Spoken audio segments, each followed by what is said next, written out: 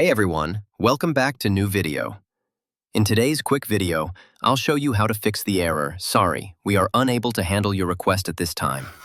If this video helps you out, don't forget to like, subscribe, and hit the bell icon for more fast tech tips. Let's jump right in.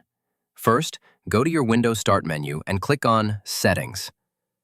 Inside Settings, go to Time and Language on the left side, then select Language and Region.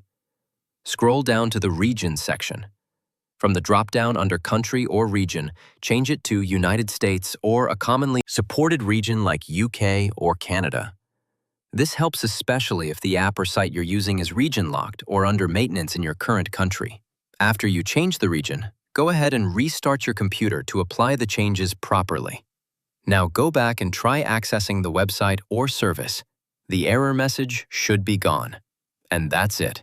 You've successfully fixed the "Sorry, we are unable to handle your request at this time" error. Let me know in the comments if it worked for you.